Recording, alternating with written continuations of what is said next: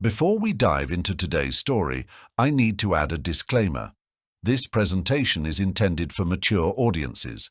It contains graphic descriptions of crime scenes, adult dialogue, and strong language.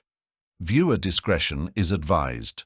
Our story today is about Richard Ramirez, also known as the Night Stalker. Richard was one of 5 children born to a former police officer who worked in Juarez, Mexico. Eventually, the family moved to Texas when his father got a job on the Santa Fe Railroad. While his father was hardworking and dedicated to providing for his family, he was also prone to violent outbursts and would often physically abuse his wife and children, creating a toxic and abusive environment for the Ramirez kids.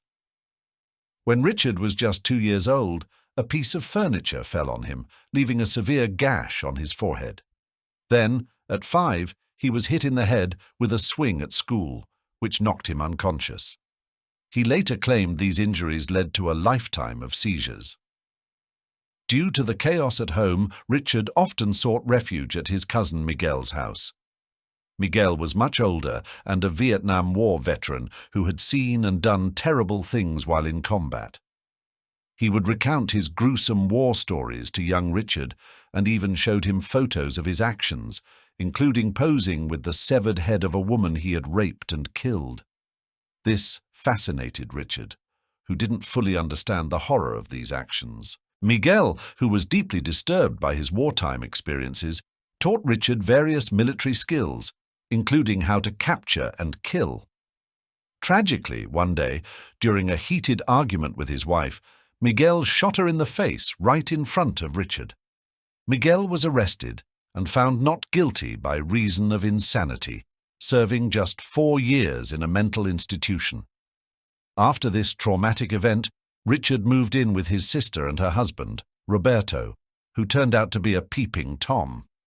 Roberto would take Richard with him at night to spy on women through their windows, further exposing him to deviant behavior.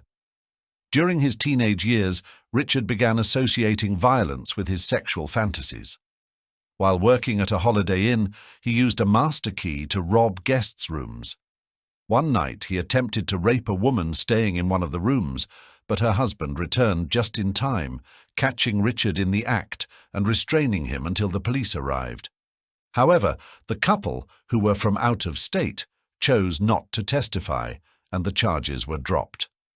Richard lost his job, and shortly after, he dropped out of high school in the 9th grade. For several years, not much is known about Richard's activities.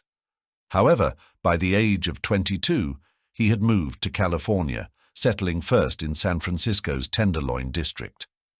It was here, on April 10, 1984, that Richard committed his first known murder, assaulting and killing a 9-year-old girl in the basement of his hotel.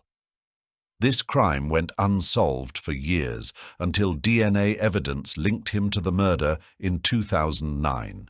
Richard then moved south to Los Angeles. On June 28, 1984, 79-year-old Jenny Vincow was found brutally murdered in her apartment. She had been stabbed repeatedly, her throat slashed so deeply she was nearly decapitated. Police found a fingerprint at the scene but had no suspects. Richard's crime spree continued. On March 17, 1985, he shot Maria Hernandez in the face as she was entering her garage, but she miraculously survived when the bullet ricocheted off her keys. Richard then entered the house, killing her roommate, Dale Okazaki, and soon after attacked another woman, Veronica Yu, stealing her car. Throughout 1985, Richard continued to terrorize the Los Angeles area. He broke into homes, murdered, raped, and stole from his victims. His crimes became more violent and erratic. On one occasion, he gouged out a victim's eyes and placed them in a jewelry box, which he took with him as a trophy. The police began to connect the dots, realizing a serial killer was at large. On August 8, 1985, Richard broke into the home of Sakina Abawath and her husband Elias. After killing Elias, Richard bound and raped Sakina, demanding she swear on Satan that she would not scream during his assault. Richard had developed a disturbing obsession with Satanism, which he incorporated into his crimes. As the body count rose, police held a press conference, warning the public of the Night Stalker and urging people to secure their homes. This infuriated Richard, who felt challenged. In response, he threw his blood-soaked sneakers off the Golden Gate Bridge, trying to destroy evidence.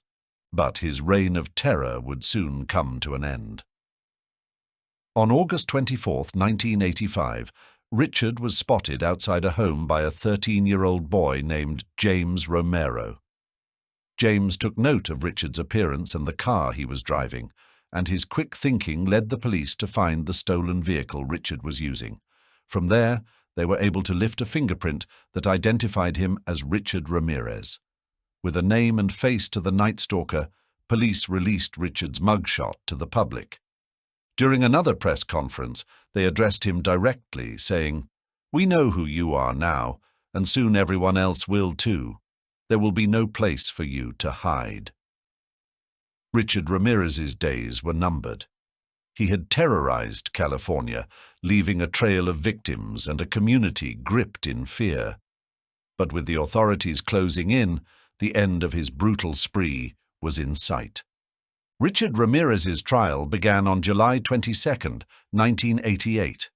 It took over 3 years to start due to legal battles, pre-trial motions, and the challenge of finding an unbiased jury.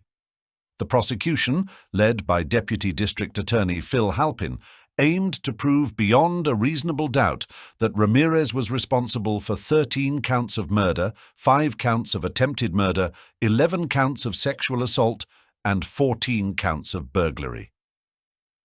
Ramirez's defense attorney, Daniel Hernandez, faced an uphill battle. The evidence was staggering: fingerprint matches, ballistic evidence, and survivors who pointed to Ramirez as the attacker. Yet, despite the gravity of his situation, Ramirez remained defiant and unrepentant. At times, he flashed a sinister smile at the cameras, and on one occasion he even shouted, "Hail Satan!" in the courtroom. As the trial progressed, it became clear that Richard Ramirez was not interested in seeking leniency. His behavior was erratic and unsettling. He would often doodle pentagrams and other satanic symbols on his notebooks and spoke openly about his admiration for the dark forces he claimed to serve. The trial lasted until September 20, 1989, when the jury finally reached a verdict. Ramirez was found guilty on all counts. On November 7, 1989, he was sentenced to death. As he was led out of the courtroom, he uttered a chilling statement. "Big deal. Death always went with the territory. See you in Disneyland." The trial of Richard Ramirez was more than just a legal proceeding. It was a stark reminder of the evil that can reside in human beings. Even in the face of undeniable evidence and the pain of his victims' families, Ramirez showed no remorse. His case remains a study in contrasts, a man who inflicted unimaginable terror, yet seemed to revel in the infamy it brought him. In June 2013, Richard Ramirez died of complications related to B-cell lymphoma while awaiting execution on death row. He left behind a legacy of fear and questions about the nature of evil. What drives a person to commit such atrocities? Is it madness, a perverse desire for power, or something else entirely? As we wrap up this episode of The Murderer's Mindset, we want to hear your thoughts. What do you think drove Richard Ramirez to become the Night Stalker? Was it his troubled childhood, his fascination with Satanism, or was there something even darker at play? Thank you for watching. Don't forget to like, subscribe, and hit that notification bell so you never miss an episode.